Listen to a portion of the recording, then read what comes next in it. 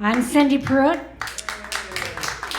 president of Laguna Beach Live, and we're so pleased to introduce this. This was part of our pandemic. How can we bring music to Laguna? First, all just virtual, and now we're happy to welcome some in-crowd. So thank you for joining us for that. We thank our members, your ticket buyers here, some grants from the city to make all this possible, just to bring you live music. That's what it's all about. So I'm going to let Beth take over, but I want to remind you, please silence your cell phones, because it's always at the wrong time when they go off. And anything else I'm supposed to say? Anyway, just enjoy. Thank you. Thank you.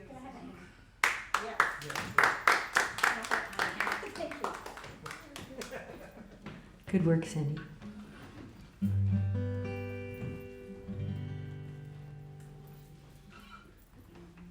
Oh, we're not going to talk, we're just going to play? Maybe. Yeah. No, I need to talk first. Okay. This is Beth's Tuesdays, and this is Beth. There's another Beth in the house. She's a usurper. A usurper chick. Are you as shy as I am? At least. At least. But we, originally, Beth wanted me to do all this, the opening show tonight, and then I sent out a little email blast about the fact that this was our 50th anniversary this week.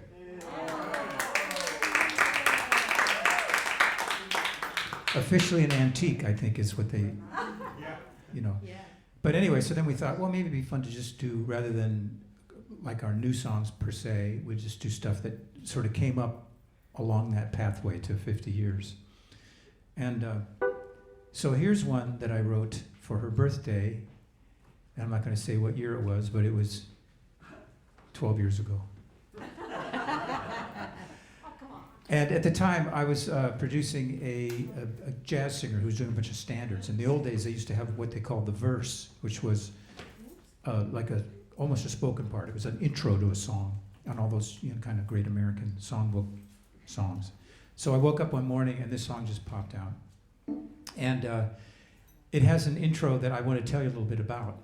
And that is, we took our kids to Europe when they were like 9 and 12 or something, and we went to the Vatican. And there was a pope there, who had his arm, for many years they had his arm stuck out of the casket because his fingernails kept growing and his hair grew long after his death. And he didn't, degrade. So anyway, I mean, I don't know. So he's a saint. It's either fake news or not, but it's but anyway, that kind of stuck with us. And so that's what this intro is about, maybe. So you think you gotta feel sad again? Once I saw this dude at the Vatican. He grew about a foot of hair after he was buried there. Now I'm sure he heard when someone said, "Rest in peace, you've joined the dead." But the message never made it to the top of his happy head.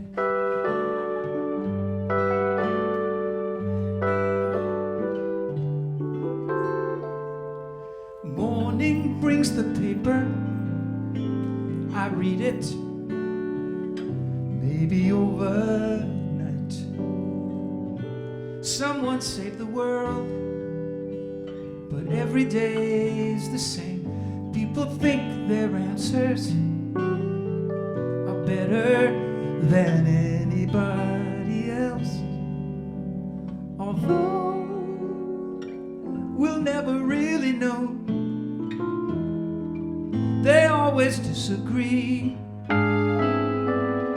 It doesn't bother me, because I got to be with you.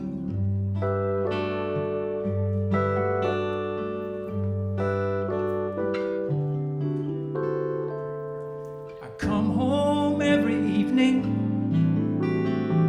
another day when I know the sun must have crossed the sky but it didn't shine on me, 'cause I'm too busy working, chasing some dream that keeps holding on.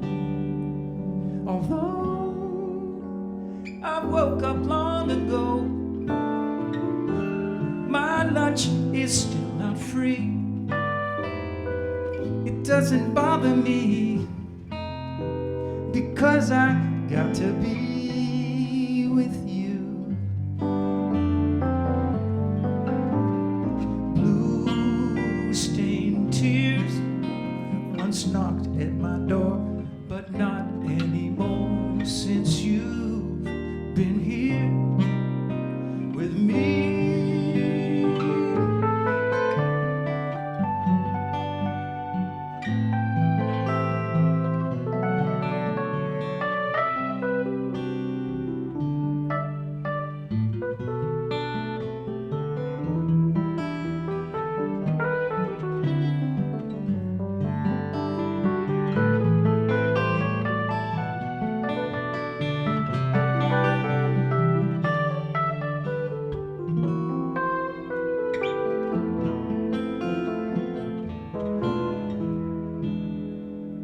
We're gone eventually, but it won't bother me, because I got to be with you.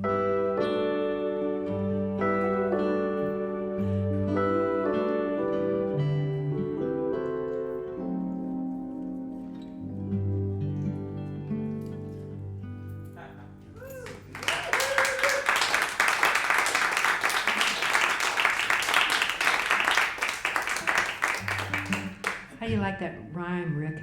Oh my God. Madigan, Vatican? I know. What are you gonna do? Sounds like a statement to me. Yeah, that's pretty good. Yeah. Okay, so now I'm in a different state. Anyway, I wrote this song about 15 or 20 years ago, and it's a kind of a more mature love song, and it embarrassed some of Steve's friends because it wasn't all flowers and horses, fireworks and all that kind of stuff. It's a more mature, when you've been with somebody for 30 years kind of a love song, and now we've been together for 50 years. And there you go. So Please hold your applause until the end of the show. really, because we might Because we're not sure we're going to make it. But anyway, so I wrote this song, you know, just about the joys of getting to know each other and how wonderful that is. It's another jazz song.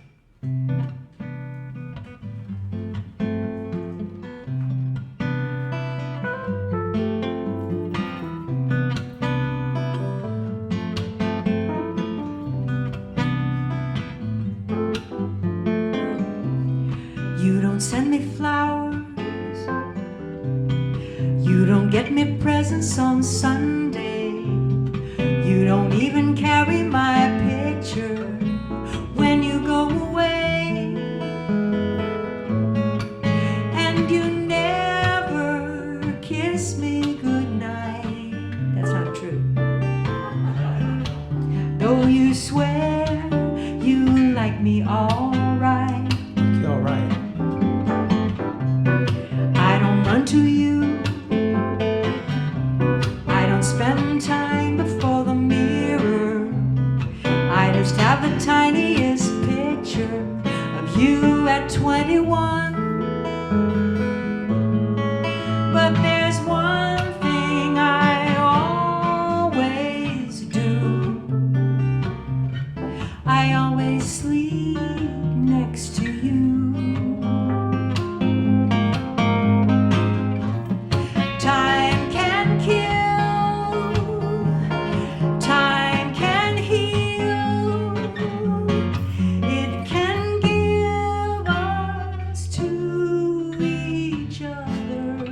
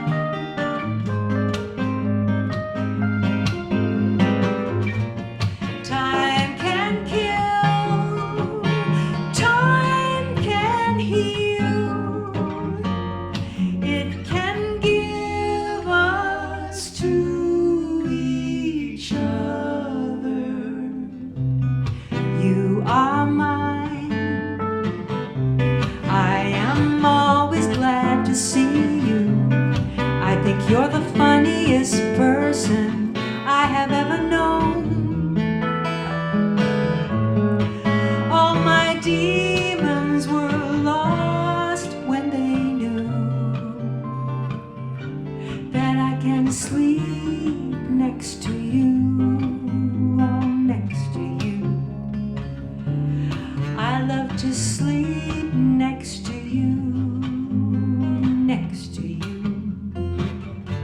I get to sleep next to you.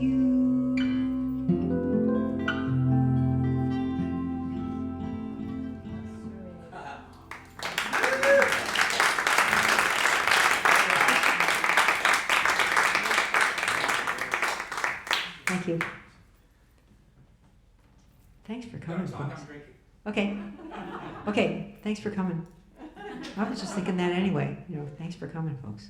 Because this is so much fun when we get to share it with you. And Yeah, it's usually just me and her, and you already know the story now. It's just like, she's happy because we sleep together. yeah, right. How interesting. Doesn't is that? talk anything about what's happening when we're awake. My We'll get- favorite we'll time get with to you is that. when we're sleeping. Yeah, right. No, well, I have trouble sleeping, so I mean, that's the biggest compliment. He knows this that I could ever give him is that I sleep next to you. Yeah. Well, I got so many stories about your inability to sleep. Oh But Lord. I'm not going to go into details. But she, I'll tell you one thing. The way she gets back to sleep is by doing push-ups. Don't try this at home. But don't also challenge her to a push-up contest. Yeah, that happened. It did. That actually A happened. bunch of guys were here when one of the early Beth's Tuesdays. There was a band from New Orleans that came. And a bunch of they were called what's her name? The handsome guys. The cute guys. Oh, cute guys. The cute guys, and they were all these kind of Cute younger guys. cute younger And guys. after the bar closed, we got some bourbon and started drinking. And then somehow, I don't know, this push-up thing came up. I don't know how it was, but But anyway, then some of them did, 30 or 40 or whatever. And then Beth got up there and they went, 8, 9, 10, 11, 12, 13, 19, 20, and it went on like to 75 or something like that. And they'll never forget it. I mean, she's a legend. it's really great.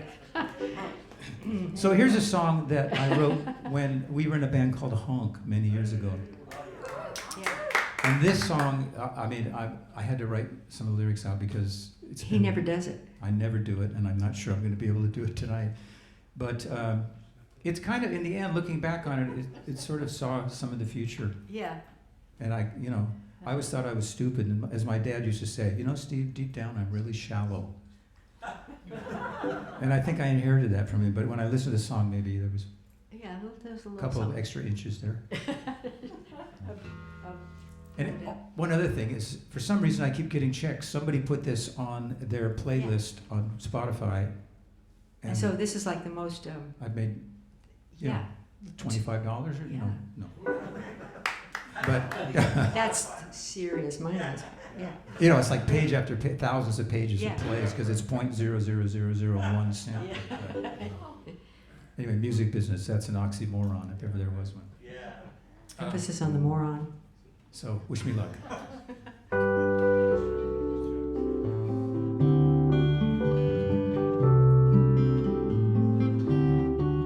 Wasn't it me who just recently declared how I was so prepared to make another move in my life? And wasn't it you that very night appeared? Fate's hand contained my fears just long enough to ask you to come home with me. You came home with me. It didn't take long to see it was your home too.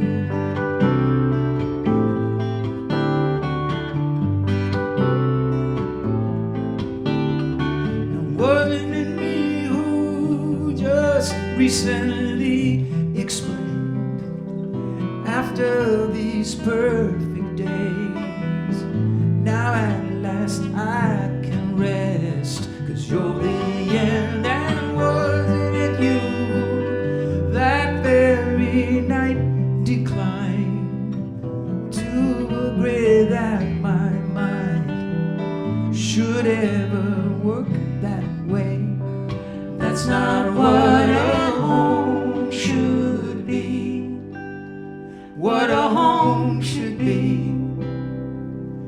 taken me along to see.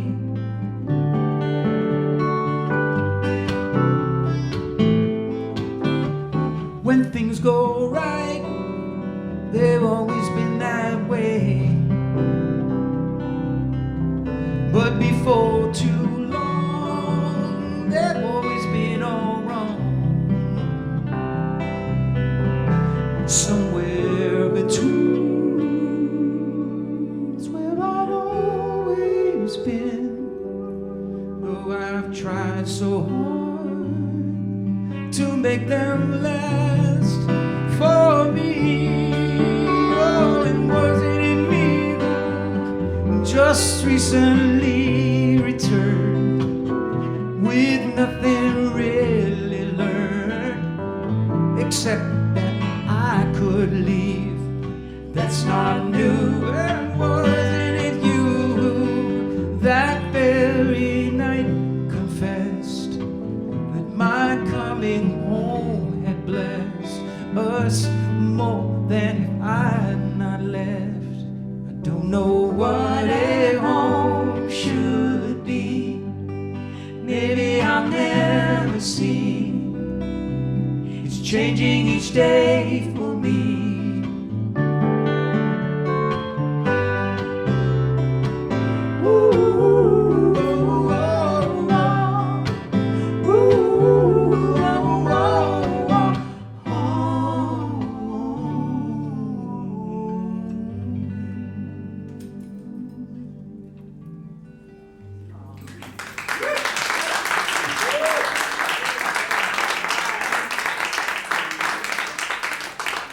I think I was 23 when I wrote that song.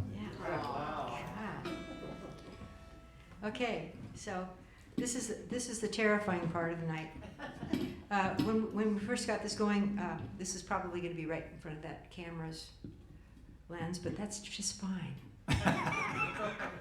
Oh, maybe I should do this. Okay. So Beth originally, I'm she's supposed to not be there. fiddling with this, fiddle Yeah. fuddle. Her original idea about her songwriter Tuesday night was to do something scary. You know, usually when you do a songwriter night, everybody expects to hear your hits, if you have any. And her thing was like, no, let's make this more of a place where people come to try out new material and, you know, hopefully have an audience that's interested in hearing something new rather than the stuff they've heard before. Yeah, musical adventure. Yeah. Yeah, So this one, here's one that she wrote. not quite yet. She was working on it in the back while we were doing I sound check. haven't written it quite yet. And actually, Jim came up with a. So we're also going to have Ric Taylor and Jim Quealy. I think Jim Quealy is going to be next, and then Ric Taylor is going to be third after we finally get done with our crap. So,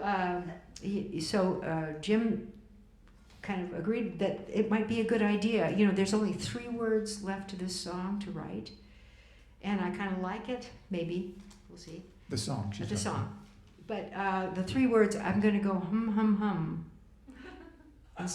instead of the 3 words because I don't have them yet. Maybe if something pops into your brains, just Yeah, but there's we'll no. have a contest or something. But you won't be getting any publishing on this if you come up with this. Well, maybe depending on how. No, there's no Okay. depending. So anyway, so yeah, because we'll never get any money for it, so so forget it. So anyway, I wrote this song. The majority of it I wrote it about 3 weeks ago, and it was in New Hampshire. And there's a part in here where there's a thunderstorm, and we're taking our son and our little grandson across the lake in a rowboat with a putt-putt motor in a thunderstorm. How stupid. Well, listen. No, it was raining. We landed in Maine, and then we drove down to New Hampshire. And when we got to our place, which there's a dock on the mainland, and then it's about 3/4 of a mile or a half mile Yeah. out to the island where we have our place So that her grandfather built. Not like we went out. And so bought this is a this. whole other story. Yeah, but anyway, there was no rain. I mean, it was like there hadn't been any rain, and it had been raining the whole time. So it's like, oh, dude, this is perfect. We're gonna fly over to the. Yeah. We're gonna putt over to the thing. Yeah. About halfway there, just this giant Well, lightning bolt. Lightning. Yeah, and then it just started pouring rain, and our grandson's 4, and he's kind of afraid of water, and there was water under us. It was over us. It was intense. I mean, I was actually scared, but at the same time, it was exciting, and I was trying to pretend like, oh, this is really fun, you know. So anyway. Yeah. So anyway, this is a song for Steve actually, so that's why it gets into this set. You don't think this is to make up for the one about getting to sleep with you thing? Yeah. Well, no, I don't know. I don't know if it would actually. Anyway. I don't know. I've only heard a part of it, so here we go. Yeah. Well, I haven't even heard the whole thing. I'm depending on you guys to come up with the last 3 words, right? So, enough of that crap.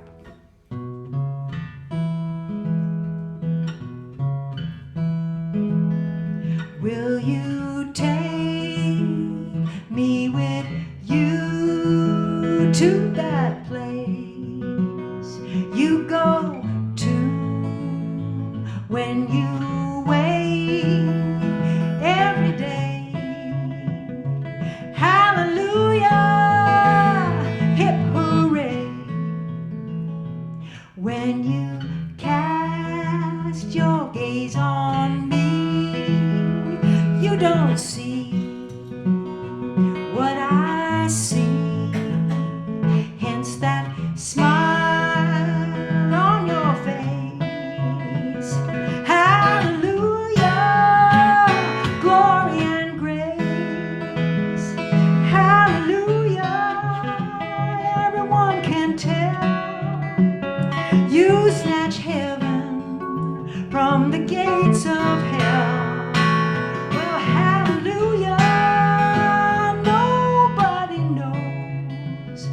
Why the hell I'm the gal Hallelujah chose.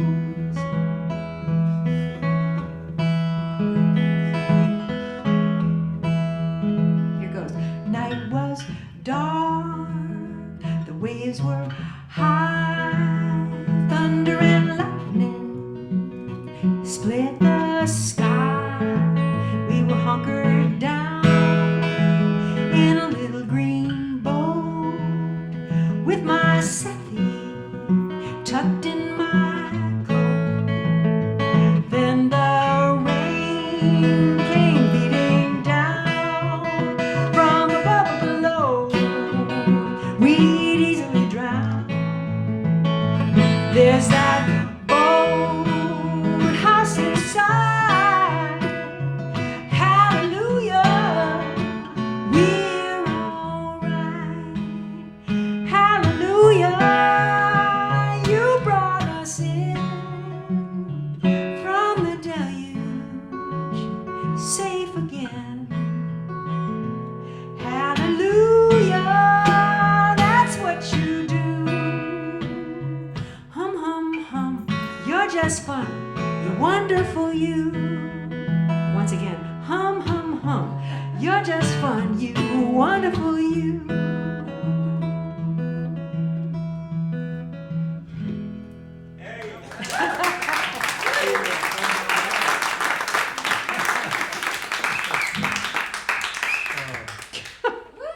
Whatever. Wow. As my friend Sue would do, you know. I'm done with that one. Wow, that's the best. That is sweet, Beth. That's really sweet. Yeah. Blank, blank, blank. Yeah. Yeah, I was thinking about it. I was thinking of that too. And She just said that, but she's never thought of it before. no, I had because I looked it up, you know, a little bit earlier. I looked it up in my rhyming dictionary, and there was geez. gun, you know. Yeah. So no, I hadn't thought of it. It's yours. Yeah. See what it gets you. It's yours. Well, that was really great, Beth. That really does make That's for Steve, because Steve is the most resolutely optimistic fellow I've ever met in my life. I mean, he is. He's just, you know, he's got a happy face. optimist to a fault, actually. The son of a gun? Yeah, you son of a gun. That's really a good one. Then. Yeah, I think so. So I think for the last tune, I'm going to do one that I wrote in 1987 or 6 or something like that with Kenny Loggins, who I worked with for 10 years. And he had a new wife or a new girlfriend. And so he had this idea about the song, and I had the same idea, although I already had my girlfriend. But it did describe the first time I saw her. And I tell people when I first saw her, I was in a band called Honk. It was just 4-piece. And I was a surfer, and, you know, just like I had a dream of a surfer girl, and that was going to be my life, you know, living in Hawaii and all that kind of stuff. And they had an audition kind of night at the Golden Bear in Huntington Beach, and my band played, and then Beth played, and she was anything but a surfer. She just moved from Arizona, and she had, I think she still had cactus and, you know, Yeah. dust on her and stuff. And anyway, just when I heard her, I just fell in love with her, and I just thank my lucky stars, I don't know if it's my parents or whatever it is, that let me see that, all this depth in her that has continued to grow through the years. And I don't know, I was saying to somebody today, I feel like I'm in the top 1% of lucky people.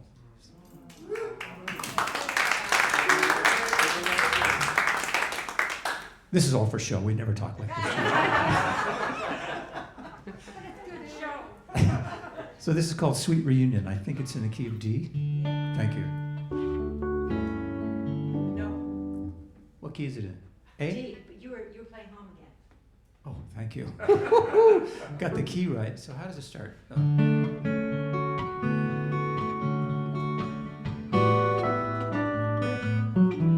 In the moment I first saw you, I could swear that we had met. The look in your eye was so familiar. Where or when, I forget. You whispered your name in introduction. Darling, my heart just filled the room. And I knew it was you. Come back in my life. So we meet again, my long lost friend. Once again we get to start anew. And it's feeling like 1,000 years. I've been loving you. Girl, have you been waiting here for so many years? Searching the world for a friend. Come on in, I've been expecting you. Sweet reunion, welcome home again.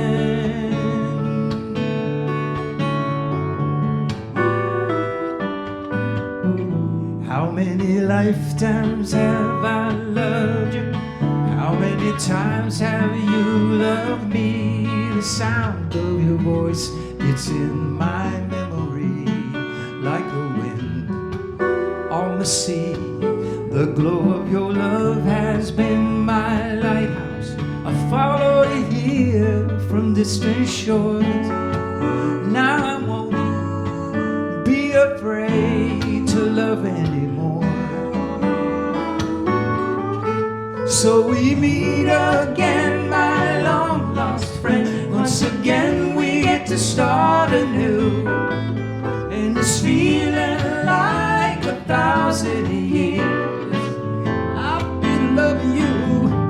God, have you been waiting here for so many years? We're searching the world for a friend. Come on in, I've been expecting you.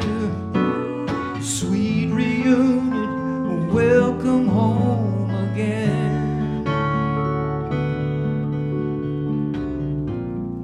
Whatever happens, nothing's ever gonna be the same. Now you're finally here at last. Your love's released me from the past. Heart and soul have always remembered your name.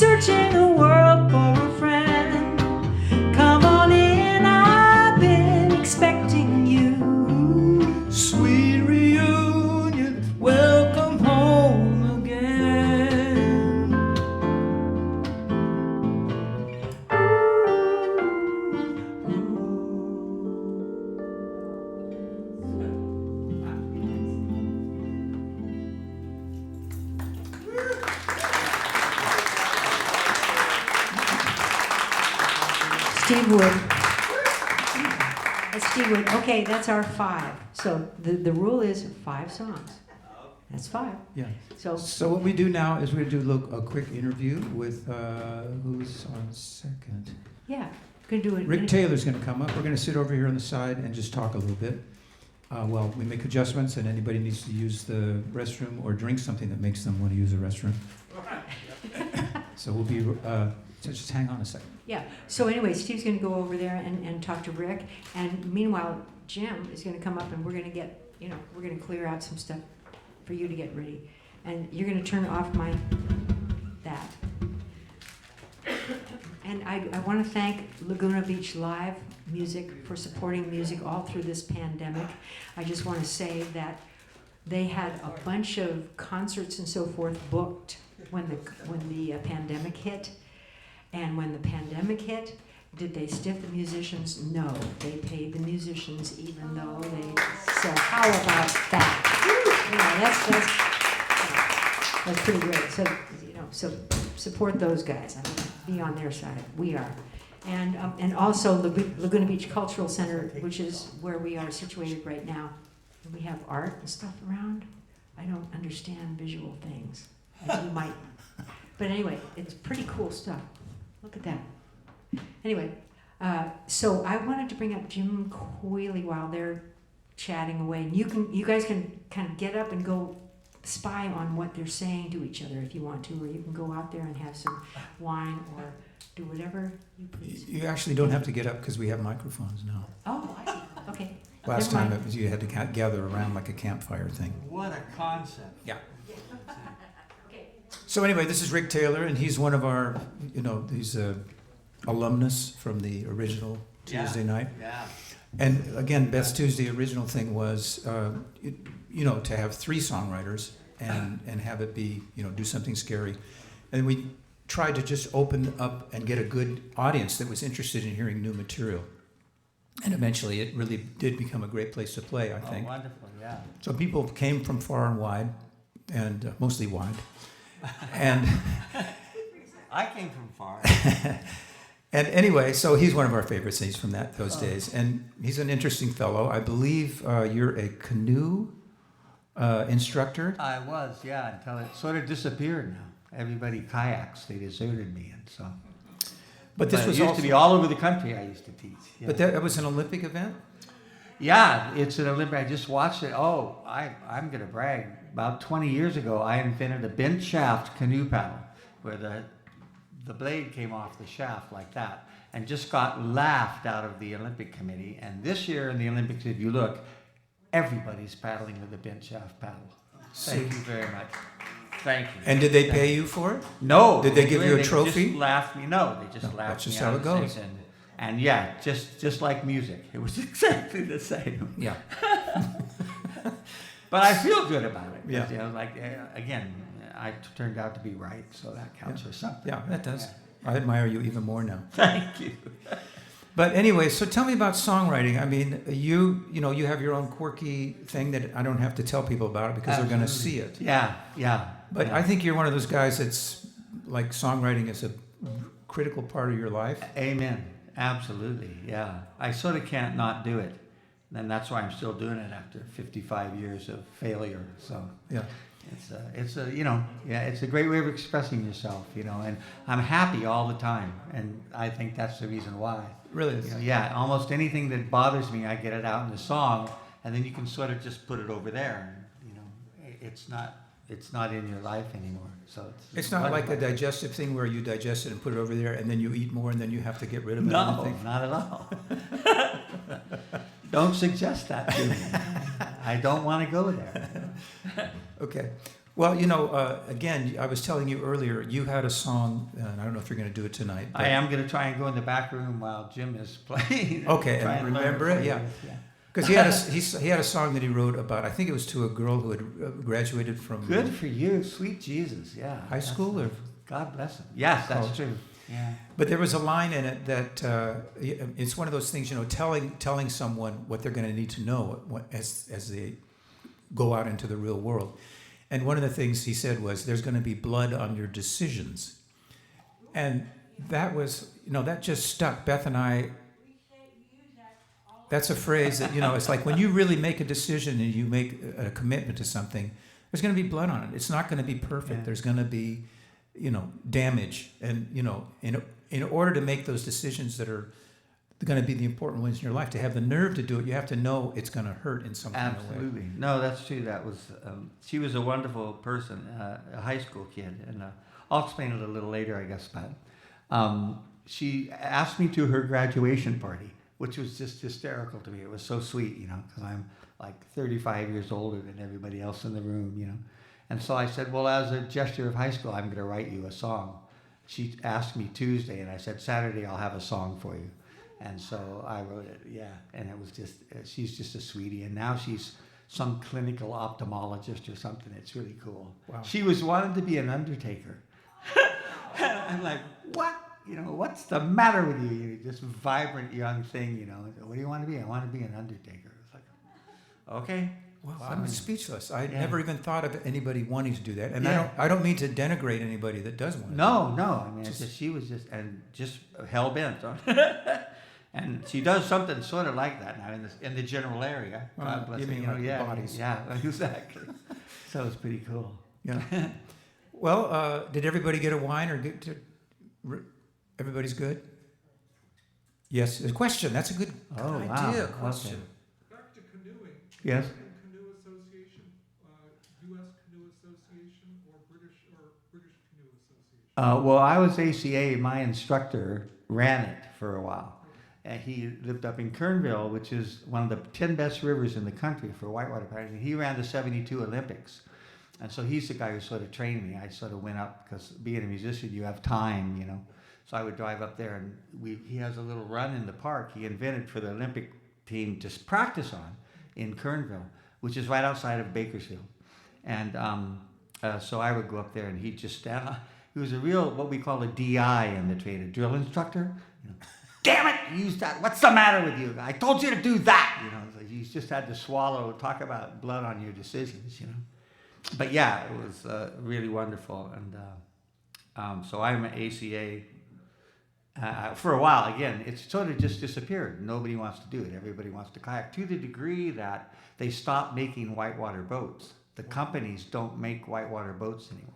Yeah, you can buy a flatwater boat, or you can go to a specialty company, and pay an immense amount of money for it. But I used to teach all over the East Coast. It was just crazy. 3 months a year, I'd teach whitewater canoeing, and now there's nothing. You can't find anybody to do it. It's just disappeared. Yeah, and then I used to sell films to film schools. I went to film school and won a Telluride Film Festival, the student competition, and I used to sell film.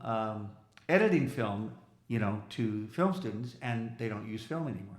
They use digital, and so you can't, my two main, occupations just disappeared. So. Do you feel like you're being pushed out of the planet? I am. So tip large. So I guess is what I'm asking. Yeah. Well, if there are any more questions about either canoeing or undertaking? Right.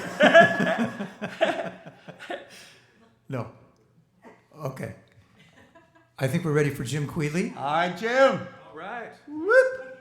Can you tell, because we first met him actually many years ago when he did an album in your studio. That's true. Yes. That's true. Well, Jim and I, we actually going back before that, but we did an album together at my studio many years ago. Almost 30. That's nothing compared to 50. You were only married for like 20 years, right? We were at that newbies. But yeah, so maybe you can tell the story, because I know the story from my angle, but I never heard it from yours. time. How I ended up in your studio? Yeah, and just, how great it was and all that kind of stuff. Well, it was great, as a matter of fact. And first of all, I'm really, really pleased and honored to be here for the 50th anniversary party, because I hadn't done an album. I had done an album in '84, a vinyl record, and didn't do anything for 10 years. And I was starting to think, I'd moved out from New York in the late 80s, and I was out here, and I was kind of starting to think I had 2 young kids, and we were living in Rancho Santa Margarita, and living in, just I had a daytime business. I was doing my daytime thing, and I kind of started believing that was the last album I would ever do. And actually, before the album, I think it was around '91, I went to Steve to do I had for the Musician Magazine thing, and we did the album in like 2 weeks. The band came in 1 week, and then the second week we just did all the vocals and everything else. And I even got I think I got a chicken dinner at the house one night. During that time, we actually went back to the house and had some dinner. So yes, it was a great experience, and it was the first thing I'd done in 10 years. So I kind of thought I was originally Beth was saying that you should always do the scariest thing and the newest song, and like she just did something she wrote today and didn't even have all the words for it, so that's really daring. But I thought, well, what might be more daring, because if I did that, I'd have the words in front of me, so I thought I'm going to try to play 5 songs from the album that we did almost 30 years ago without any lyric sheets. So here we go. Anyway, so happy anniversary, you guys, I guess. Thank you. This one, this is called If My Dreams Were Movies, and this was, I used to, when I would wake up in the middle of the night, I started writing down. If I had a dream, I'd start writing down, and in the beginning it was like 2 or 3 lines, and after a while it would become a whole page, and then it was like 8 pages, but the problem was I'd read it the next day, and I couldn't read it because it was all just scribble, and I couldn't figure out what it said, so I decided I was going to start to record it instead of writing. I had one of those old cassette recorders with the buttons on it, and I started using that, and I would record, and as soon as I woke up out of the dream at 3 a.m, I would, tell the whole dream, and then I'd wake up the next morning and listen to it, and I'd hear, so nothing seemed to work, but every now and then I'd come up with something. But this one was kind of a general about sort of if my dreams were movies.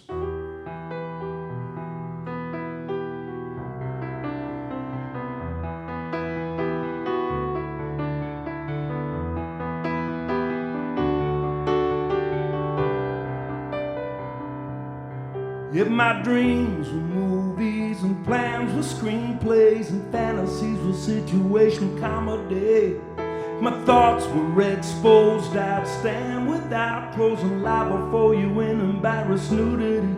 If my mask was unpeeled, the mystery revealed, my secrets disclosed, such an indiscreet pose. If my dreams were movies, you'd see right through me. In my wildest dreams, we're up on a silver screen. My dreams were movies, you'd see right through me. Gone would be the element of privacy. I could not act calm or nonchalant. All of my pretensions would be history. I'd be who I am. Could you love who I am, or would that destroy the image of the boy? If my dreams were movies, you'd see right through me. In my wildest dreams, we're up on the silver screen.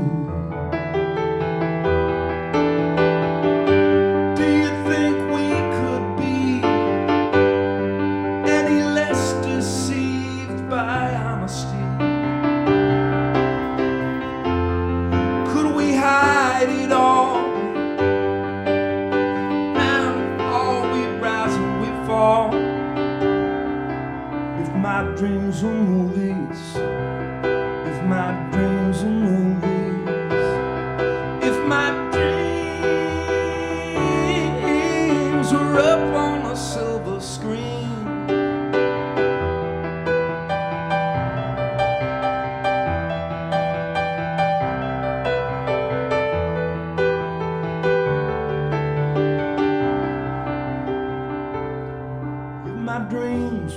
page caused an outrage,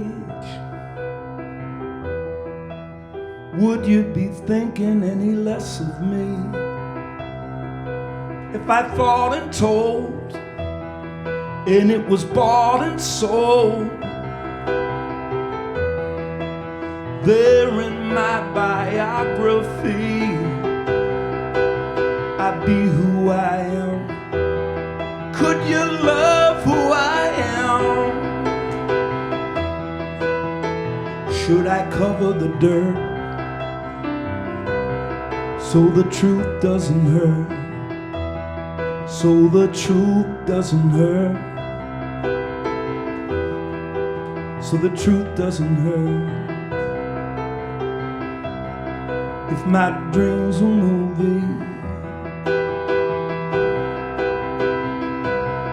if my dreams were movies, if my dreams,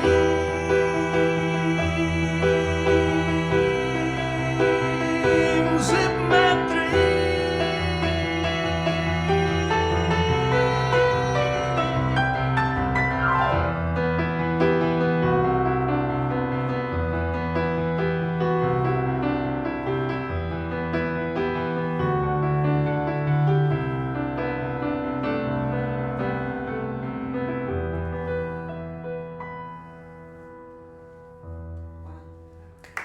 Thank you. From the Steve Wood produced Real World album. That was also, Nola's here with me tonight. That was the first song Nola heard me play in Nashville in 2005. Right? That was at the Bluebird. First song that she ever heard. And 3 days later, I heard the first song that from her. And then 3 days after that, we wrote a song, and a week later we were duo. The rest is history. 16 years later, it's. What is next here? All right, so this one. Again, these were all produced by Steve 27 years ago. Some of them 30 years ago, I guess. So this one is a song for my father. Actually, it was a song that when I had moved to Rancho Santa Margarita, and I suddenly, when I was a kid, I grew up in a town on Long Island that was adjacent to Levittown, and Levittown was one of the first master plan communities. And growing up, I always thought, I didn't belong there because I felt more a bohemian than that. I didn't belong in a master plan community. And my father was. He was always going to the hardware store because he was always doing work around the house and stuff. And I remember like 5, 6, 8 times a day he'd be going to the hardware store. And, I was like, why can't you just get everything, go one trip, get everything, and you have everything. So anyway, 35, 40 years later or something, I'm in Rancho Santa Margarita, and we're in a new home that needs, everything, so it's got dirt out in front, and, you got to dig up the rocks and put in your own, sprinkler system and sod and patios and all that stuff. So one day I'm kind of doing all this stuff, and I think I counted 9 or 10 times that I went to the hardware store, and I thought, okay, it's come around. So this is a song for my dad.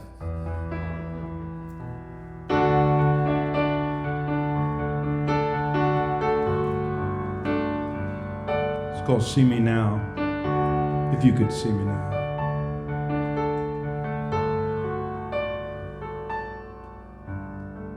The dream last night you came back. You've been gone so many years. Time had no effect on your philosophy. You could see I finally found my way to a family man's career and become the man you wanted me to be. From the time I sat and wondered on your knee, There was a perfect plan, custom made for me. Well, this is not what I was thinking it might be. If you could see me now, if you could see me now, if you could see me now, if you could only. The woman I've lived with seems like forever now. Well, sometimes we're in love, sometimes we're not. Well, there's a girl and boy that you don't know by name, but they got your eyes, your gentle guys, your blood runs through their veins. Well, there's a point in time, a revelation shone. And until that time, we're paying off alone. Until we find out we inherit all we own. And if you could see me now, if you could see me now,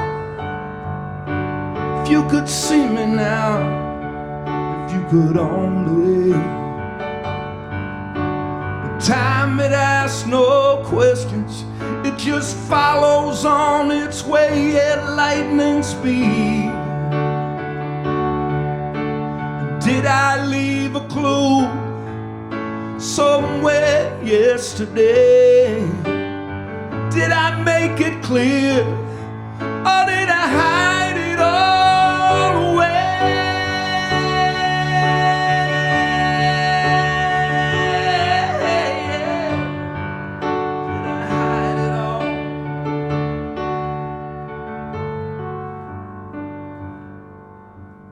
Coldest nights, I lie awake in bed, in a room behind a door inside my head. And I'm alone with all the words I never said.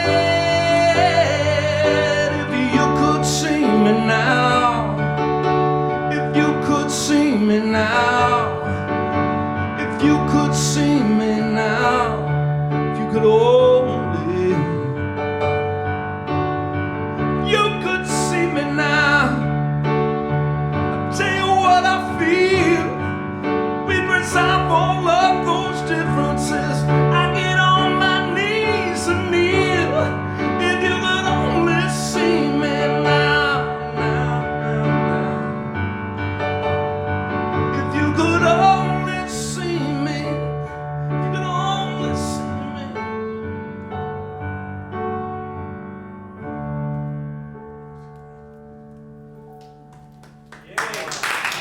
Thank you so much.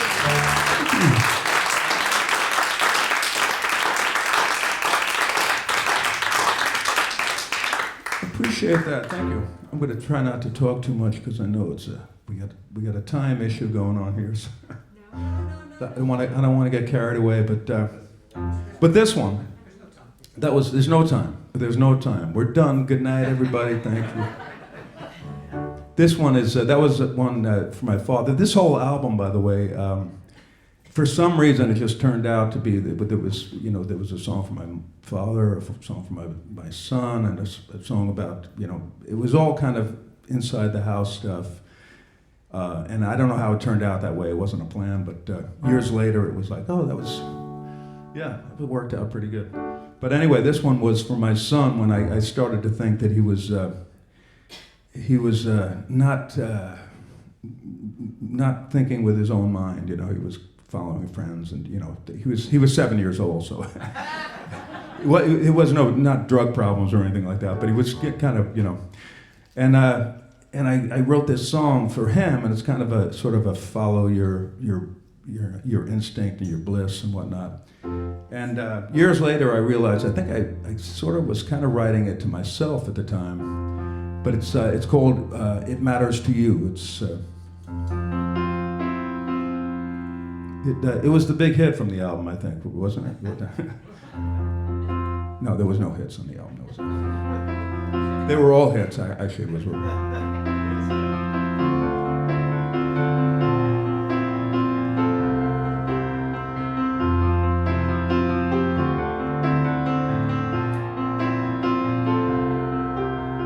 Once in you shone a wonderful light, scheme with no limit, dream with no night. Then come the laws, adulthood and force and imply.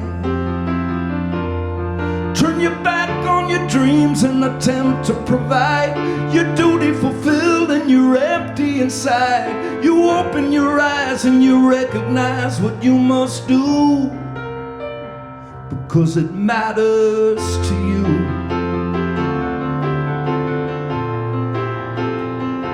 It matters to you.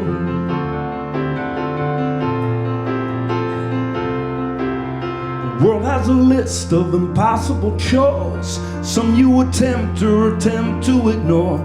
Priorities change with the needs that arrange your time. And so you go on along for the ride. The tide will decide where your destiny lies, until you fight to swim through to where it matters to you. And it matters to you.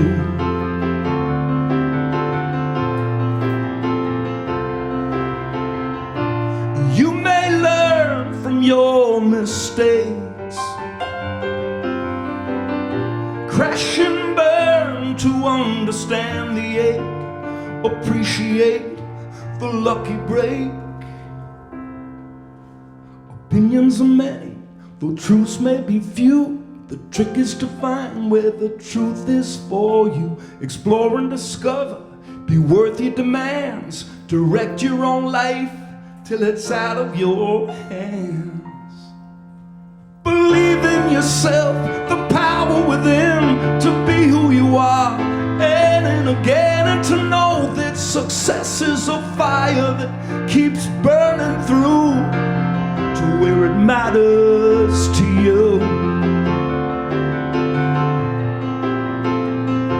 It matters to you. It makes a difference.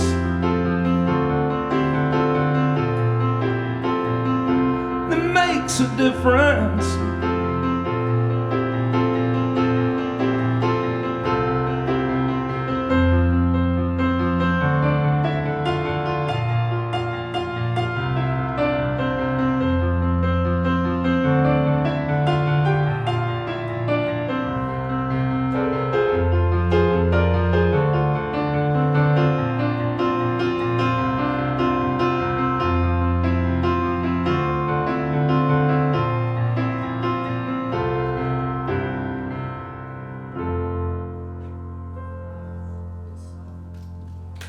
Thank you very much.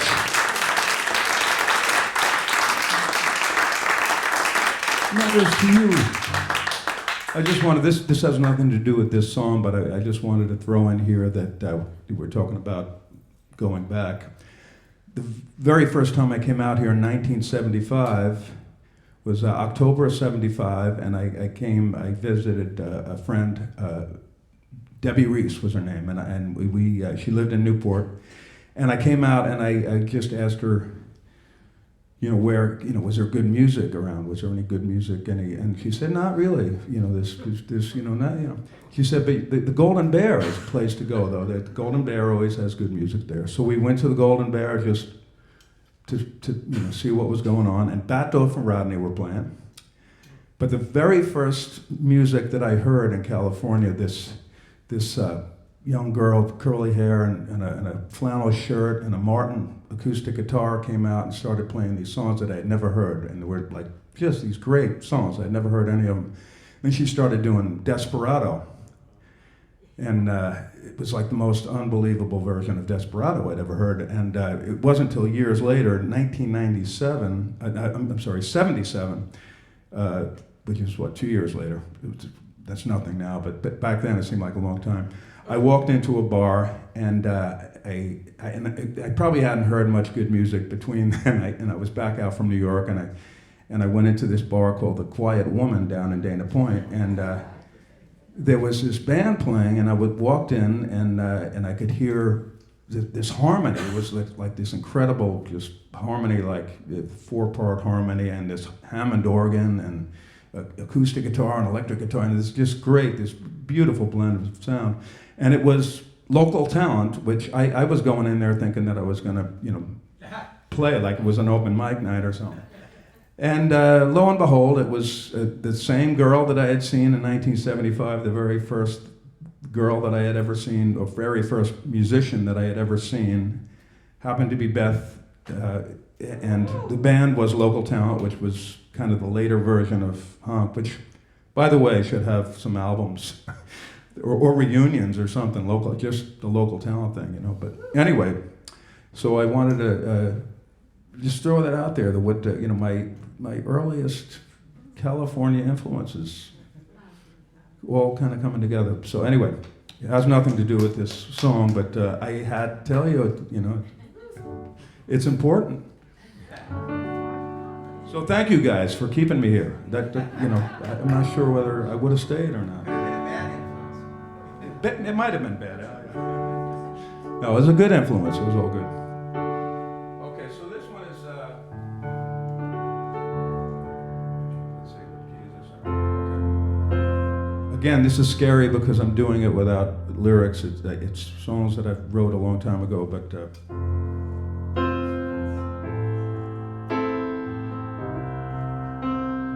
This one's called I Don't Know. I know what the title is, it's just called I Don't Know.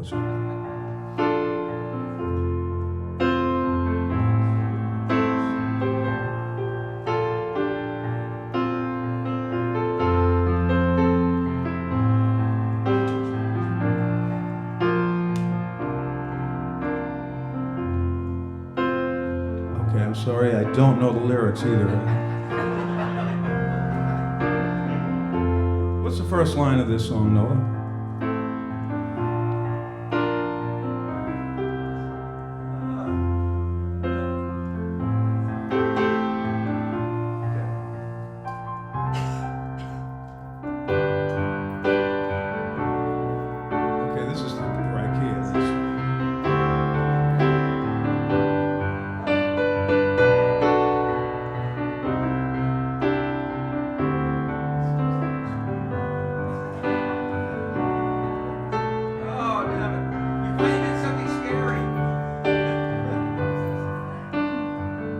Prove that this was a real thing.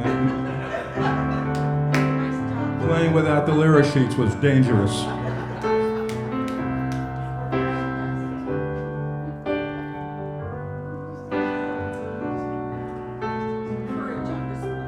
Okay, you know what I'm going to do? I'm going to do the last song that I was going to do first, and then I'll remember it by the time we get to it.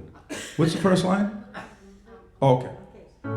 So I'm going to do one for this is an anniversary song for you guys. This is another one that was on the album. And it's called, it's about persevering, although persevering is probably not the right word for you guys. It's kind of gliding, maybe, just skating through, I don't know. But, along, being married for a long, long, long, long time. It's called Night After Night After Night After Night After Night After Night After Night.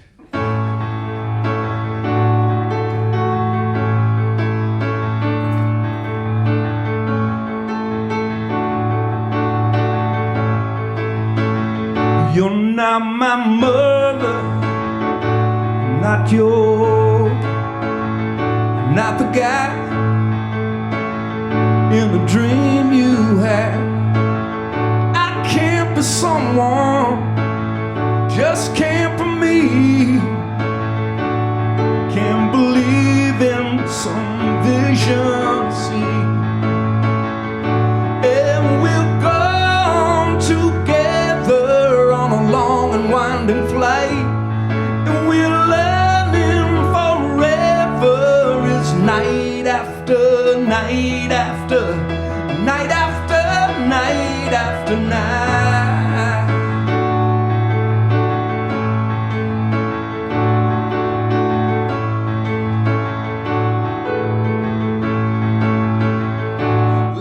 is a hardship, life is a gift. Friends are important when that life needs a lift. Someone to put up bad habits and quirks, someone to hold you when nothing else works.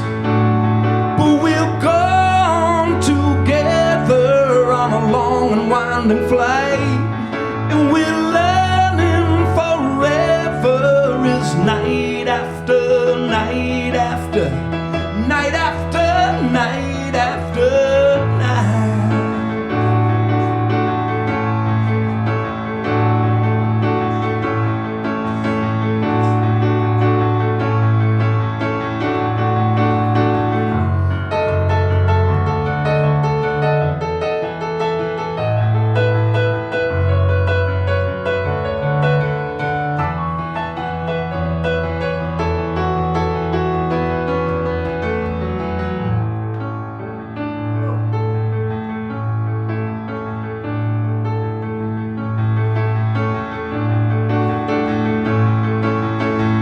Time made you older, wiser sometimes. Take the world off your shoulder and put your head on mine. Nobody's perfect, but I ain't so bad. Let's try to bring up that feeling that we had. We'll go on together on a long and winding flight, and we're learning forever as night after night after night after night after night, night after night.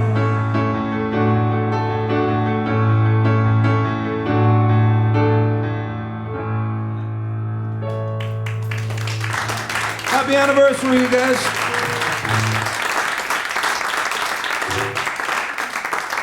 All right. Did you find the words? Or? I did. I sent them to you, and it's a house of little beard. Oh, that's right. Okay. Okay, we got it. We're ready. So thank you for having me. And I'm so honored to be a part of the big 50th. And thank you guys for coming down. This is a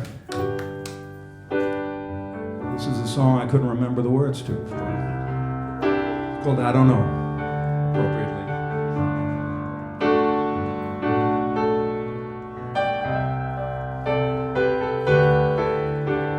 House and home appear to be vitally sound. Oh, within a minute, burned down to the ground in the poverty of passion. The walls could not withstand the gravity of living and the elements at hand. I don't know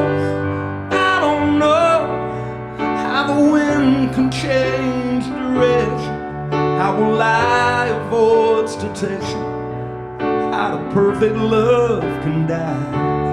I don't know how a heart can change direction, and I don't know why I just can't say goodbye.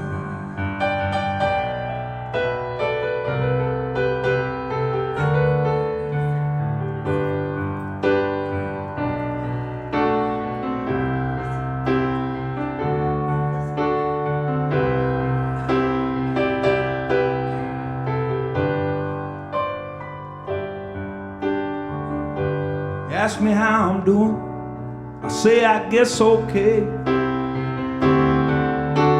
Talk about relations, but don't bring up your name. I guess it's better not to mention.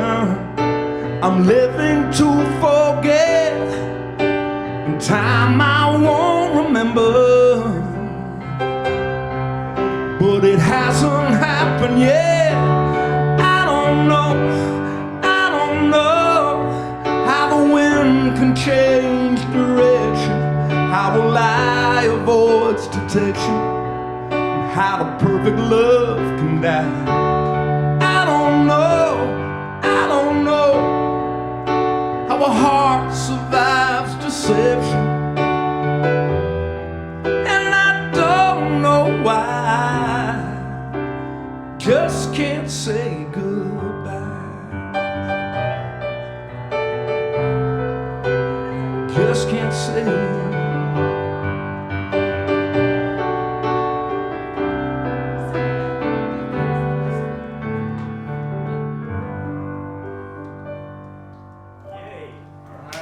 Thank you, everybody. Happy 50th, you guys. Thank you.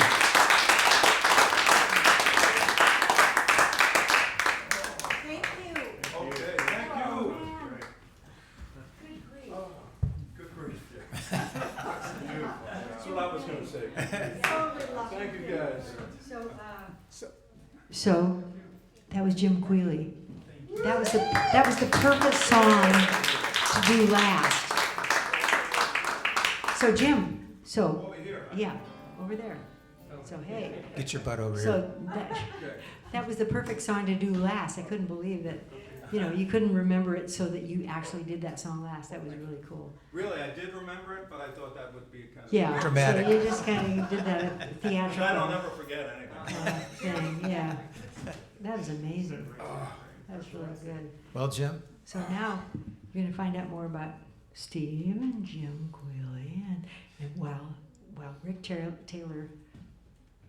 gets set up. good. Jim, nice job. Steve, thank you.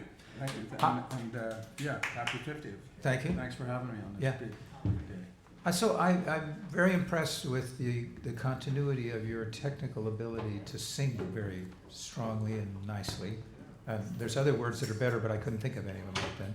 Yeah, I can't think of any better than that. That's good enough for me. No, I mean, like you sing hard, and the muscle tends to deteriorate over years, but your voice still sounds just like it did on the record. And I guess, I guess you're lucky, or what? How did this happen? That's what I do. Just like the record is my thing. It's like No, but I'm no. I've been playing regularly. Playing 3 nights a week, usually 3 nights, sometimes 4 nights. Lately 4 nights. Yeah. So just doing it all the time and Yeah. playing a lot of different songs and in front of screaming people, not screaming for me, but screaming at each other. And Right. I'm trying Yeah. to keep above that. Yeah. Well, can you? But yeah, anyway, I didn't mean to get into that too deeply, but by singing all the time, I mean, there's that fine tuning between singing all the time and then ruining your voice because you're singing too much, or not singing enough and it atrophies and all that kind of stuff. But I mean, and I know, like the years I worked with Kenny Loggins, he was one of those guys that just sang every night. For some reason, his voice lasted forever. And then I've known other guys, they'd sing one night and then they couldn't sing for a couple days afterwards. And Yeah, I don't know. Lucky, I guess. yeah, I guess that's because I don't have any any. a technical thing to fall back I on. don't drink tea. Yeah, good. And that's usually, they say that's the thing to Yeah, it's all prolong it's all superstition. it. But I believe so too. but anyway, I just wanted to ask you also about just songwriting in general. Like, you used to have other work, or have you done this your whole life as being a songwriter, or? Well, I think I've been a songwriter since I started playing. I think Yeah. just making up songs because I wasn't good enough to learn the ones that were already there. Yeah, I think that's how it started. Right. Or And too then, lazy. Or too lazy, or just like I could always play like playing exactly like the record thing. I could always play my own songs exactly the way I played them. Uh-huh. So that was easier to do than to like learn something note for note, or So I'm with I you. think that's what got me started. Yeah. Was just Yeah. I guess it could be lazy. Yeah. I guess, but. But is this what you do full time? I mean, is this a difficult Well, thing? now it's kind of like, because I spent about 20 years, I was doing the carpet cleaning thing, and in Rancho Santa Margarita, and my kids were growing up, and I was Yeah, working 9 to 5, and then playing when I could, on weekends, or if sometimes somebody put a band together and do something, or I'd get a single solo gig, and but the songwriting kind of, you can do that whenever, so you could be working and writing, and but I think I was always just playing enough to kind of keep me playing in terms of like singing and playing, like I never completely stopped and went for 2 years without doing it, because I think that's where you come back and you find you can't get back to where you were before. I mean, people that I know that have tried that have had a harder time than It's a slippery people that slope never quit, when you stop. You're So yeah, exactly. So I think, and part of it was necessity, with needing, like yeah, you got to pay for the kids. making, so to make us some extra money to, Yeah, but and then in the meantime now, and this is, the royalty money was what was keeping Was it the- going, right. all those years, from all those hits that I had written. you'll hear a lot of sarcastic comments about making money in this business. I had kids that would come by my studio, and they'd be, part of their high school thing would be, you have to spend 10 hours with somebody and then write a report. And a lot of them wanted to be musicians and wanted to be in the music business. And Beth came up with the best line, which was, if you cannot do this, don't do it. Yeah. If you can actually not do it, don't do it. If you can do anything else. Yeah, if you can do anything else, do that. Yeah. It's the most fun in your room usually if you're, Dreaming Right. about yeah. how great it's going to be. Because someday. once you get out there, it's this is Right. terrible. This is horrible. Right. Not here, not this. This is No, this is a reward. This is an oasis from every. Yeah, it really is. This is like, doing this is just recreational and fun. But the real world out there in gig world is Can be brutal. it's yeah. Oh, question. Okay, so right now, Nola, who's sitting back there, is my wife, and we do a Tuesday night thing with Locke Wiesner, is a guy that we actually got us through. I wanted to mention this, call out to Locke, because he's the guy that got us through 14 months of the, we were doing every Friday and Saturday from his house, and he's got a little, like a TV studio in his house, basically. And he's got like 8 cameras, and he, does everything by himself, and he just, and I just go there, and Nola goes, and we do, we just sit and play, and he does everything else, and, streams it and everything else. And talking to Rick before, Rick was saying that he did it, but he had to do everything, he had to set it up and do the streaming and all that stuff. So, that, I don't know if I could have done that, if I didn't have somebody like Locke. So I wanted to say thanks to Locke. And that Nola and I are doing a Tuesday, every Tuesday, on, it's called Lockdown Live, LOCKEDOWN Live, every Tuesday. His name is Locke, so it is, Yeah, clever. It wasn't misspelled. Everybody called, you didn't spell that right. But now, are you And doing then Captain Captain Jack? Jack's every Friday and Saturday and Sunset, from 8 to 11:30. And then there's a place in, it's a speakeasy. It's called Graceland Speakeasy in Huntington, and there's a HQ gastropub between 5th and 6th next to the CVS on Pacific Coast Highway in Huntington, across from the pier. On the other side of the pier from where the Golden Bear used to be. But it's a speakeasy. You walk into this place, and it's a gastropub, and you walk to the back, and they let you in this back door. If you tell them that you come. Is there a password, or do you? It's Aloha Nui. No, there's no password. But if you come in, go to the hostess stand and say that you're coming to see me play, then they'll walk you back there, and they'll try to talk you into a membership or whatever, So, but it's a pretty cool place too. That's Thursday night, 7 to 10. Wow. So, Oh, there's that's another it. question. This is like school. Oh, Curious, you have such a range and style, and I really appreciate it. oh, thanks. If you have any earliest musical influences. Probably I would say Bob Dylan was probably. Yeah, I'd have to say Dylan, and then the Beatles and Stones and all that stuff that came after, and probably Ricky Nelson was in there somewhere, watching Ozzy and Harriet, you know, and he was always playing at the end of the show, and it was like, yeah, I want to do that, you know. And then, you know, seeing the Beatles, it was like, yeah, I want to do that. But Dylan was probably the first one that was, well, plus it was simple songs. So I started playing at a time when I was, guys had already been playing. I started about 12 or 13, and there were guys that started at 5 that, you know, really played really well and would have the best band. So I could either start a band with me as a guitarist or just sing and be in a good band. So I sang for years before I even had the, you know, the audacity to stand out and play and sing, you know. That's interesting. I didn't know. But yeah. Yeah. Well, we're really happy you made it here tonight. And Thank you for having me. There you go, Jim. Thank you guys. you can probably tell he's really a nice guy. It really is. He always has time. He says about all the nice guys. Well, I don't say it very often in that case. But anyway, okay, let's shift on now to our next artist. Right. And thank you very much, Jim. Okay, Ric Taylor, if you've been with us for a while, people, you've seen a little interview with him, so I will. Everything there is you need to know. Yeah, everything from here on, you're on your own. And if I disappear, it's because I'm getting wine. It's not because I don't like your Okay, music. good to know. Well, bring me a sip too. Test a little bit on the guitar and vocal mix here. Testosterone. I'm glad we had a little gap between me and Jim, so I don't have to immediately follow him. That's nice to know. So, anybody here from out of town? I mean, like from out of the state or whatever? Yeah, from where? Tucson. Okay.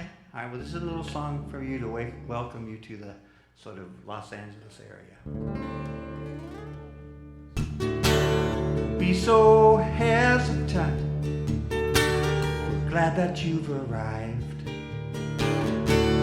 Is it so wrong to seek devotion? These dreams that drove you here, if I may be sincere, they rise above the worst of us. So let me be the first of us to say, hey there, hi there, ho there, welcome to LA. I'll be glad to show you which is which. But first let's step outside and feel that sunny day, 'cause that ain't ever going to switch. You know we got this river, it flows down to the bay, and like our lives, it flows without a hitch. And you brought that hustle's going to pave your way. I'm convinced Tucson is going to make you rich. So if you truly came to play, welcome to LA.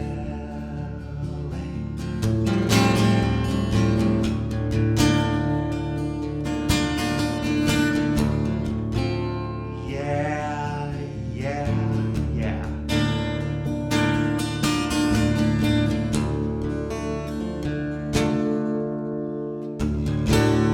Hello again, I sense some sadness in your smile.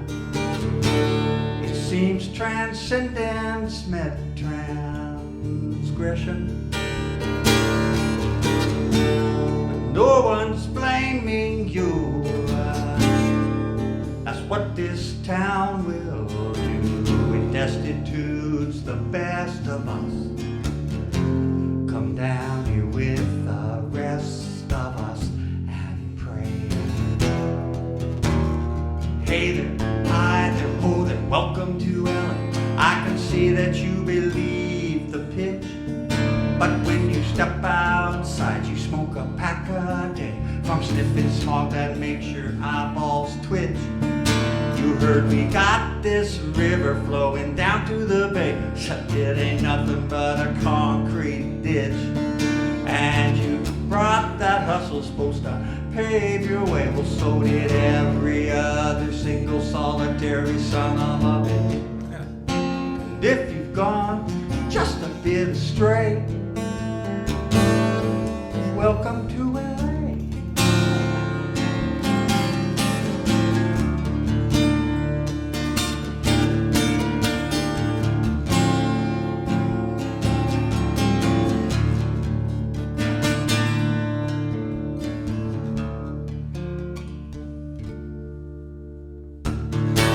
Don't plead that tired defense, you know the reason why.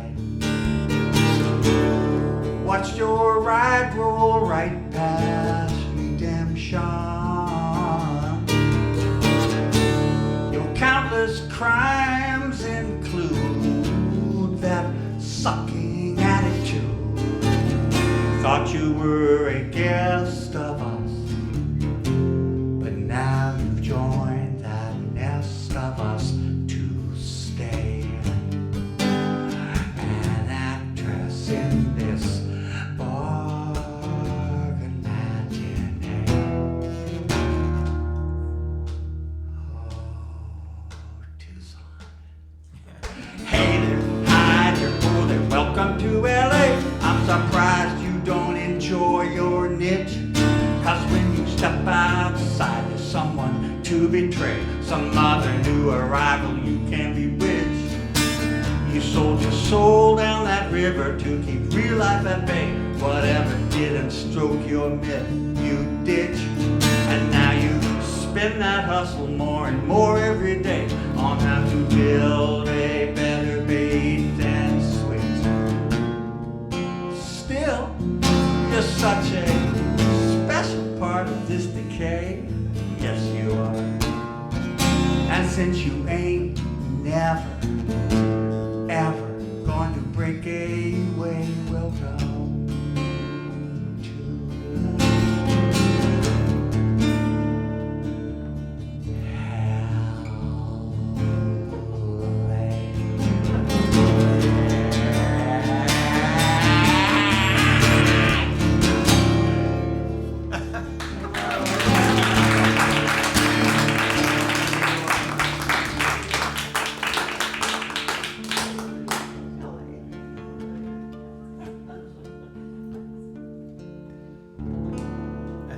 welcome, Tucson.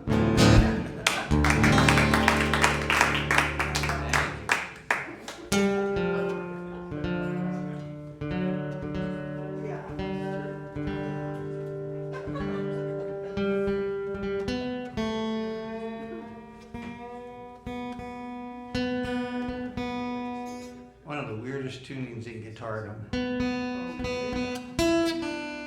D minor tuning.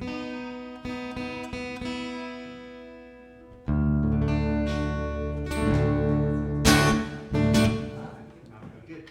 So this goes out to Beth and Steve. God bless them for holding this thing.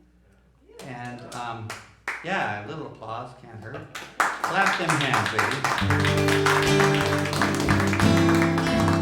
So I was in the back desperately trying to remember this song so that I could play it for them.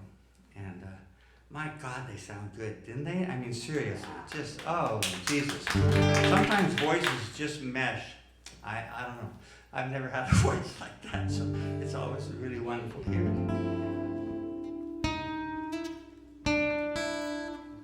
What's wrong here now? Oh, hey! It always helps to start on the right fret. I was just testing you. You guys, you just failed miserably. I don't know. All right, so I wrote this song for a young woman. She used to come to a club I played all the time in LA. And just adorable little teenager who wanted to be an undertaker. And she asked me to her graduation party, which just cracked me up. You know, it was me and 35, 18-year-olds. And so I said, I'll write as a testament to high school, I'll write a song for it. And Tuesday she invited me, and Saturday this was the song that I wrote for her.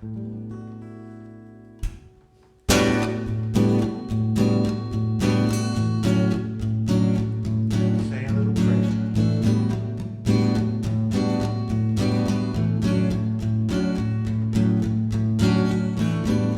Finally you set out from under these rules that were written in in stone, where everything's possible, new and shiny. I hope you can keep all your stumble bumps close to the bone. Your first reputation should not be for whining. Everyone's combing their lives to be seen at that table with fame. Here's how I know you won't be there dining. When I look in your eyes, constellations,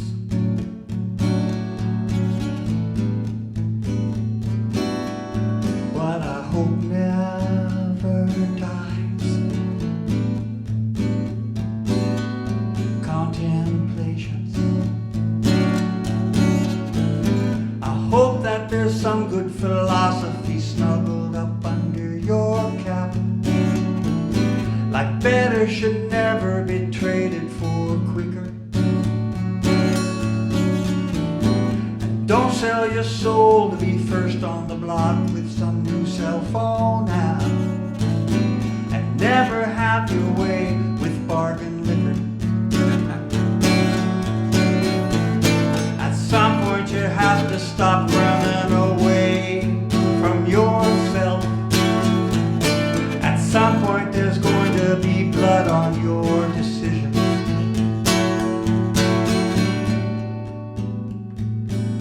But when I look in your eyes, constellations,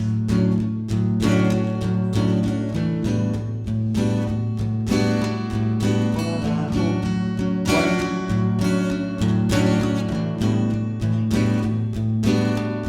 one survivor's advice: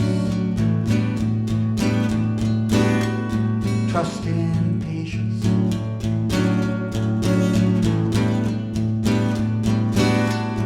Trust in patience.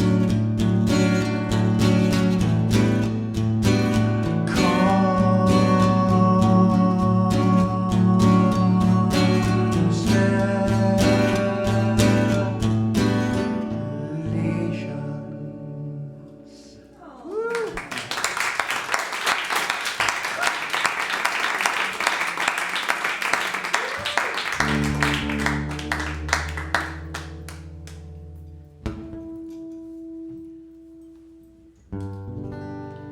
So, 20th anniversary of 9/11, and I usually tour, just do it like a local LA tour of any place that'll have me to sing this next song. And this year there wasn't any place that would have me. It was one club, and so it's a month late, but screw it, I'm gonna play it anyway. And then I might retire it, I don't know, 20th anniversary, you know. It's not like we don't have other things to worry about, you know. But this is a song about that.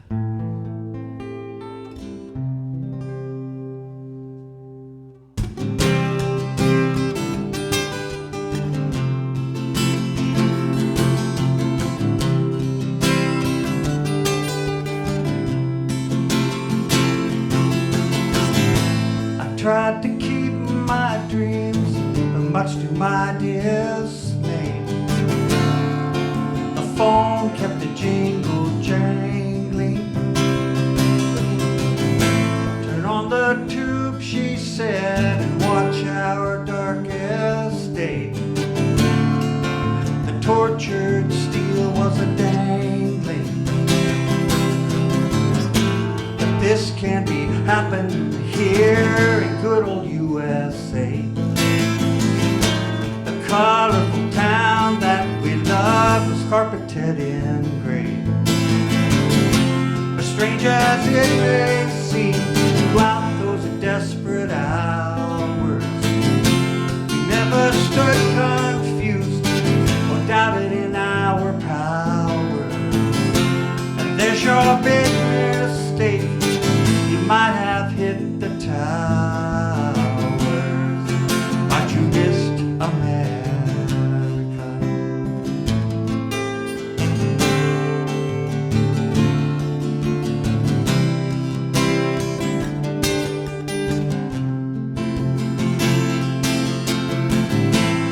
this your holy way to sneak in our backyard? So cowardly and graceless. I hope we never come to hate someone so hard. We turn a whole good people faceless. So many innocent lives collected in that cloud. No truly religious man can look and say he's proud. But strange as it may seem, throughout those desperate hours, I never stood confused or doubted in our power. And there's your big mistake, you might have hit the towers, but you missed America.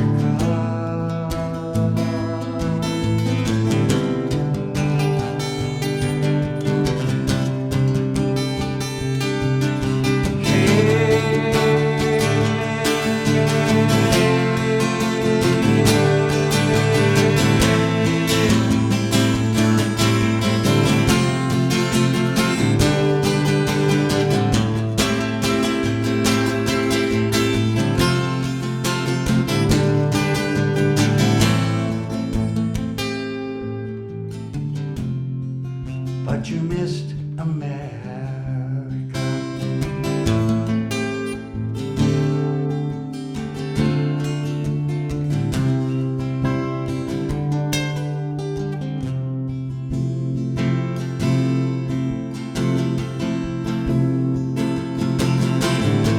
I drive to work each day, I see the flags unfurled, and I think about this nation. If you want to escape from somewhere in this world, we are a constant invitation. We tolerate so many things common to our core. That's why these immigrant souls lay knocking upon your door. I think the world agrees. We saw them bring their flowers. As strange as it may seem, throughout those desperate hours, we never stood confused, but gathered in our power.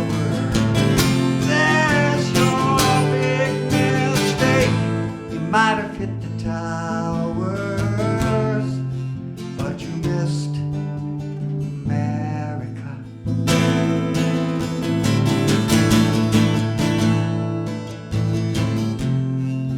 But you missed America.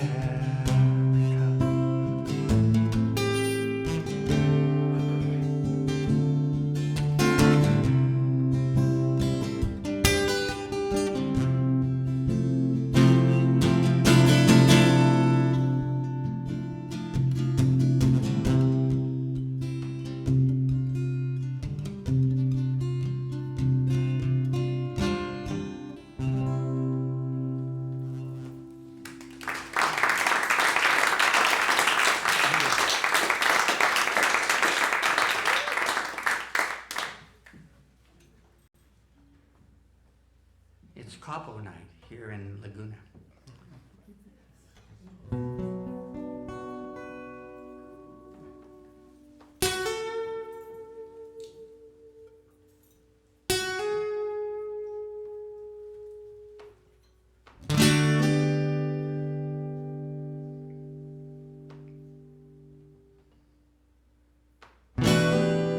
The thoughts approaching seem consistent in their starkness.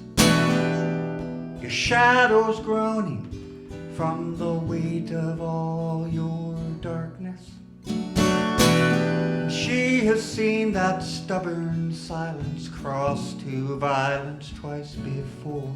So she will rage against that tide and guide you back to shore. She's a lady and she loves you, and you give her your heart as well. But your heart chose not to leap the distance that she fell. So you hope someday she'll leave you, but you know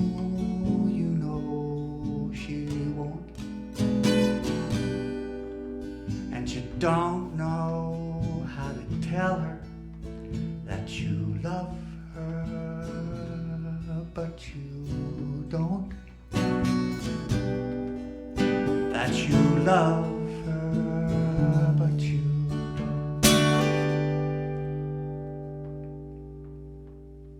don't. You can't remember when she wasn't there beside you. And truth be told, she's usually right when she's defied you. But sometimes perfect partners dance their dance where romance has turned away. Her hope lies like an anchor now across this sad valley. She's a lady and she loves you, and you give her your heart as well. But your heart chose not to leap the distance that she fell. So you hope someday she'll leave you, but you know she won't. And you don't know how to tell her that you love her, but you don't. That you love her, but you don't. She tries to conceal it, but her eyes, they reveal it.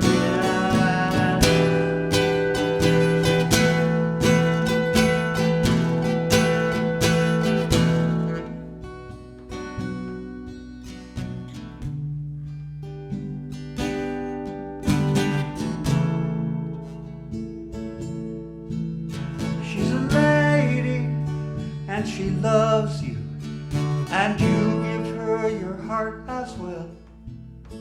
But your heart chose not to leap the distance that she fell. So you hope someday she will leave you, but you know she won't. And you don't know how to tell her that you love her, but you don't.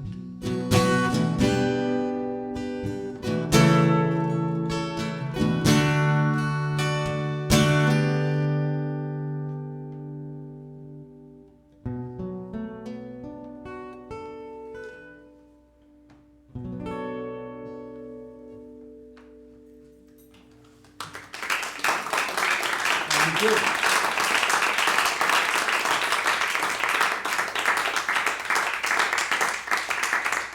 Thank you so much. So, Steve Wood, Vatican rhyme. Okay? This is not going to go unchallenged. That's all I'm saying. So, quite a while ago, a friend of mine called me up and said, I want you to enter a song contest. And I said, I don't enter song contests. And he said, why not? Why not? And I said, well, I don't like the idea of competition in the arts. And they're all just a joke. He said, first off, the judges are either the sons and daughters of the guy putting on the contest, or there's some guy who is can't make a living in the industry, but could be a song contest judge. In his resume, you'll read it and it'll say, so-and-so has had a long, distinguished career in the music industry, and at one point, he worked at the studio where Michael Jackson recorded his demos. Well, that's the janitor. That could be the janitor. You don't know, right? And so, so he said, well, these are pretty good judges. I said, of course they are. They're the best judges in the world, I'm sure. We're universally great judges. Who are the judges? He said, well, the judges are Peter and Paul of Peter, Paul, and Mary, Buffy St. Marie, Judy Collins, Tom Paxton, and Kathy Mattea. And I said, Peter and Paul, those are pretty good judges, I gotta admit. So he said, I'm gonna enter you, I'll pay the fee.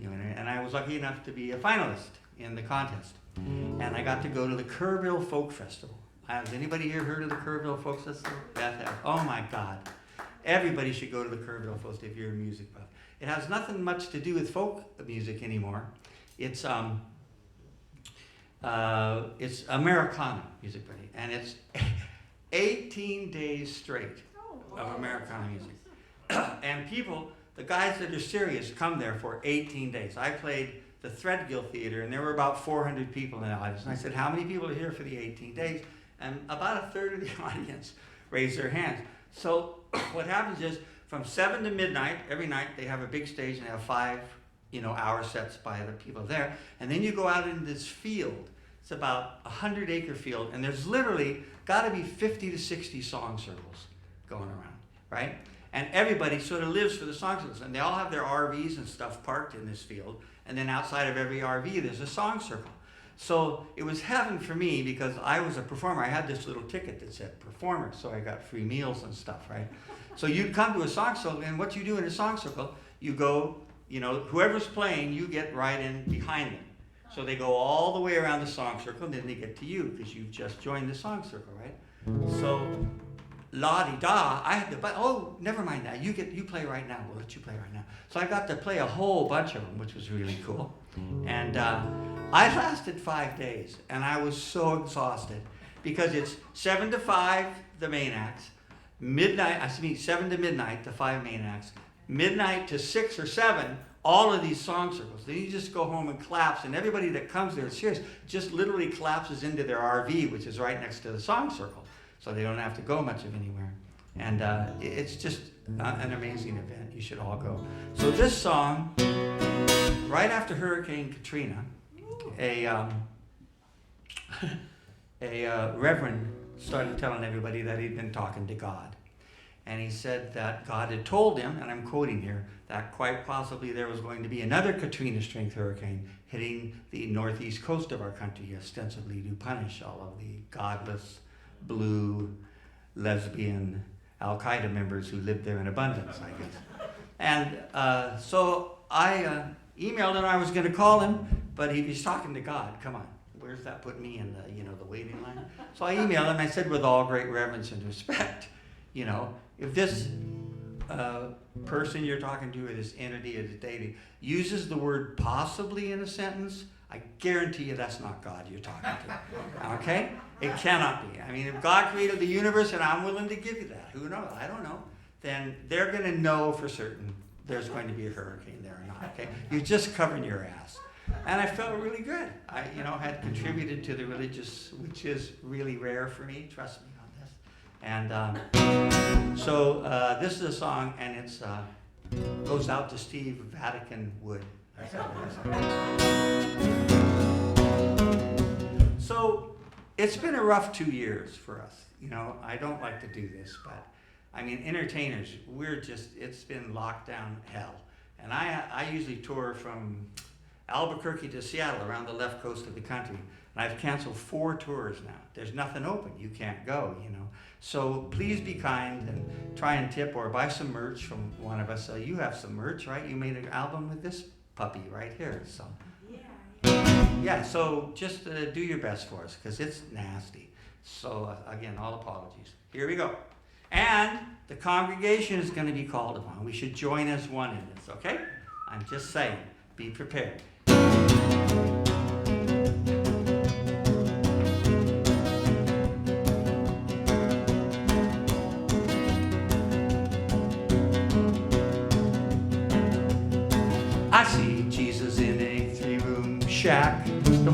driving no Cadillac, no chauffeur up front. Jesus way in the back, just a humping an executive heart attack. No, I do not see Jesus as some corporate parrot sniffing out some middle management corporate carrot. Cause Jesus knows the truth and he just might share it, that your life is made more wonderful the more you share it. And that's how I see Jesus. Jesus loves me, this I know, for the Bible tells me so. He will wash you white as snow. Dirty little job for Jesus.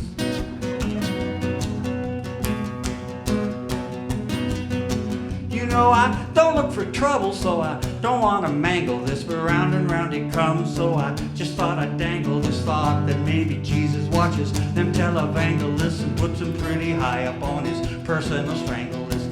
Lord, that's the cups of an e-leather mat ran, strut around bragging that your Jesus is front man. That's one religion theory made me laugh till I slobbered, son. That God appears but wants to talk first to Pat Roberts' son, like the sunset. What you give is what you get. Ain't no better way of quoting Jesus been invented yet. This truth will apply to any religion trader when Jesus and St. Pete show them the down escalator. Cause you got to think Jesus hangs with Buddha, Mohammed, sipping wine around the campfire, cozily pajama conversation might get thick, but never over drama. There be nothing but respect in that tri-religio-rama. That's how I see Jesus. Eat that Vatican tri-religio-rama. Oh, thank you. Jesus loves me, this I know, for the Bible tells me so. He will wash me white as snow. Dirty little job, nasty little job, exceedingly laundromatic, dirty little job for Jesus. Don't leave me now.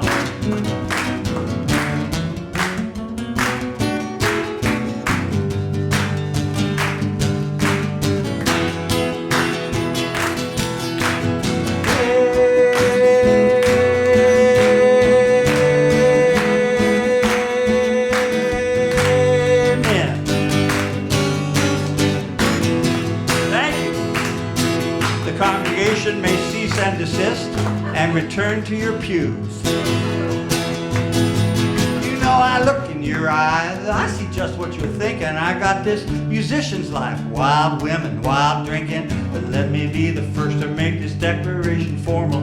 None of us up here has got the guts to be normal. So I think Jesus loves you most of all. Loves how you stagger back up after fall after fall. He jumped right into your lives, embrace your suburban sprawl. And if he ever does come back, despite the holy protocol, he'd want a regular life. That first time got a little twisty. He'd settle down with a wife somewhere, Corpus Christi, there'd be personal strife. His daddy'd probably insist he's found some new religious jive. But once he proved he exists, he could then maybe retire, raise up a restaurant in Rio, call it the Dewdrop Inn, with the dew spelled D-O. Cook up some new cuisine, combine it Canton and Creole, and the rich would have to pay, mother suckers.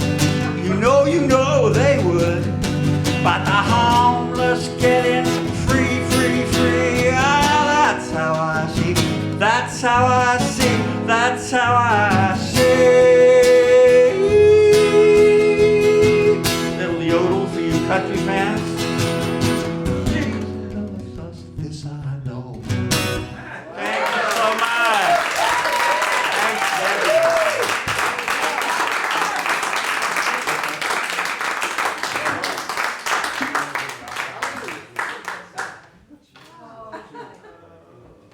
All right, Ric Taylor. Fantastic. This is Beth's night, but I'm stepping in because I've been drinking. I just wanted to say, Beth and I, we love music, but sometimes we see music and it's not very good, and then we think we don't love music. I mean, it's very a sensitive thing. Like some nights it's like, why didn't I stay in dental school? But this is one of those nights that really made me love music, and my heart goes out to, first of all, to everybody that's here that made this happen, and then I have to thank particularly Laguna Beach Live who actually, this would not have happened without Laguna Beach Live. They raise money and they're paying money to everybody that's playing here, and also to Nick Casillas, who's doing the video, and Danny Gray, who's doing the audio. And then also to, what's his name that owns this place? Rick Conkey. Oh boy. So anyway, thank you all for coming, and hopefully you have become part of the congregation, because once a month we're going to be doing something like this. So thanks again for coming tonight. Thanks to Beth.